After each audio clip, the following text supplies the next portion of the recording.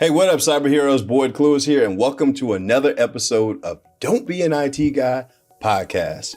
And if you're new to the channel, again, I'm Boyd Cluis, industry recognized cybersecurity expert, and I help people upgrade their jobs to a six-figure tech career.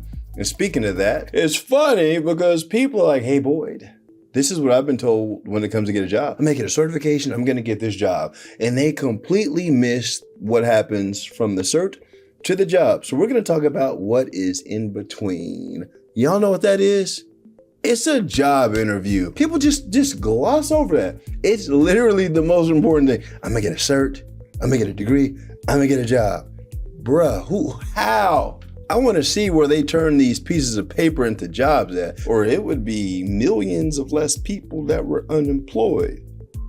But we're going to talk about that. So specifically, what I want to talk about today is how to show up and how to be confident in an interview. Because as a leader of a cybersecurity company with 50 plus team members, I'm going to tell you, employers want to hire somebody that has confidence. They need to have a level of assurance that you actually know what you are talking about and that you can do what you actually have done. So number one, since we are in a post-COVID world, most job interviews are going to be done remotely. As elementary as this may seem, guys, I'm saying this for a very important reason. There's one thing that I tell my kids, and I'm gonna tell y'all, if you've seen a sign somewhere, it's because somebody did something dumb. You see a bridge that says, hey, no diving off the bridge. It's because somebody dove off the bridge and they broke their neck, right? Some of these things may seem very elementary, like I know this, but the masses don't, or they would not continue messing this up. Let's go. Number one, presentation is everything. Even though this is a virtual interview that you're going to, you need to show up as your best self and be polished. And what happens is people focus on this and not this. That's the background if you didn't get that. Show up with a well-lit area. You don't need to be running a Canon R5, R7, whatever I'm using here. It doesn't have to be an expensive digital camera. You can have a nice webcam, but you need to be lit. The light should be in front of you so that you can actually light your face up and actually see you smile, right? A smile creates confidence and certainty. And in your background needs to be clean. Please do not show up with one of those blurred images backgrounds because you give too many questions where people are wondering what the heck is going on back there. You would rather have somebody ask you, wow, is that a real background? Versus what are they hiding? Clean up the junk in the backyard.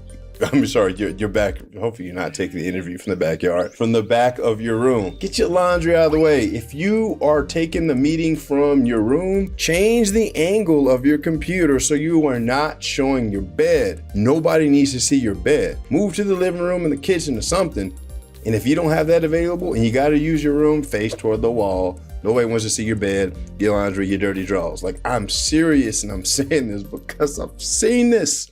Yourself, physical, environmental presentation as well. Well lit and have a decent microphone. Have decent audio. For the most part, built-in microphones for computers are straight trash. Absolutely trash. So you can go to Amazon and get a nice USB-C microphone that you can plug into your computer so people can clearly hear you. And you may be thinking, boy, why do I want to do all that for a job interview?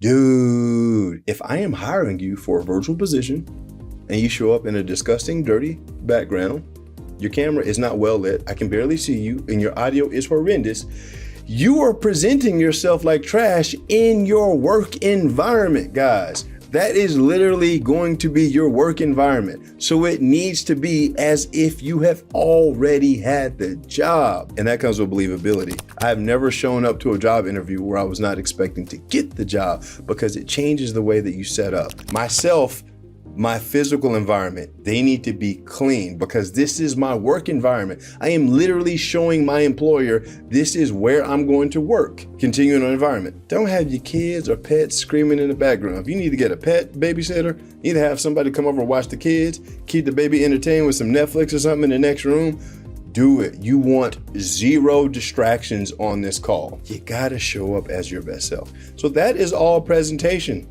And that's on the interview, right? When the person welcomes you into the call, smile and thank them for their time. For example, if I'm popping on, I'm gonna smile. And let's just say that I'm interviewing Brandon because Brandon's in the room, my video guy. Shout out to Brandon. Hey, Brandon, I'm so excited that you took the time to meet with me today. Boom, just rapport building, pleasantry, smile, get that out of the way. Number 2, unless you are in a tough position and you're just interviewing, it's not your resume, it's not anything else, it's you, because you're getting the interview. Those other things get you to the call. If you get to the sales call and you don't close the deal, it's the sales rep, which is you, because you are selling your services. You are the sales rep. You have to take the time to research the company. If you come prepared with the company's mission, vision, values, number 1, you might see that you don't even want to go to that interview after you look at their mission, vision, values. No, thank you. Send an email, canceling it. But if you do see those things, that becomes a talking point, and it's something that most people are not going to talk about, because they may ask you, well, why were you interested in this position? And the first thing that I would not talk about is that job itself, but I would talk about the culture and how it can add value. You know, I was looking at the core values. For example, one of the core values at Baxter Cluess is operational excellence and say-do alignment. You know, I was looking at the core values of operational excellence, and that's the way that I was brought up, because I believe in doing everything in excellence. So I'm going to bring my skills and talents to be able to do the same thing here. You see, everything that I'm talking about is building. It shows that I actually did the research ahead of time. I'm presenting myself in my work environment, showing the type of person that I am, a person that takes and shows initiative by going and doing something that I was not asked to do to better perform the task. So we want to talk about those things as best as we can and tie them back to our skill sets. I'm not going to go into a lot of details on how to take control of the interview and what to say and how to put it on them and all that good stuff. I'm actually going to skip to the end part, because these next 2 steps right here are going to blow your mind. By the way, like the channel right now, subscribe, hit that red bell. Since we're right here, let me know in the comments if you're getting some value so far. What is your biggest takeaway? Are you showing your bed in your webcam? I just be honest. So the thing is, once you are toward the end of the interview and the person asks, well, boy, do you have any questions?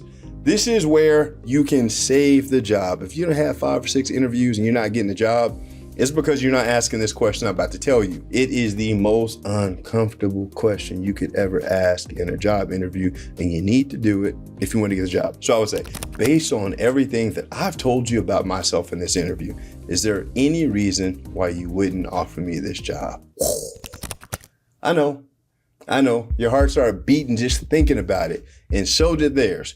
And that's good though. You have to put them in an uncomfortable position to give you the information to be able to handle anything that you may have said that had turned them off to hiring you, so you can rebut. In sales, we would say, handle the objection.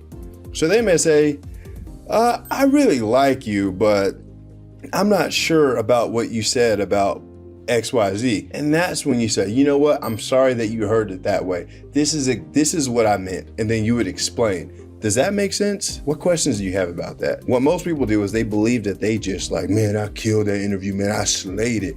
And you did not.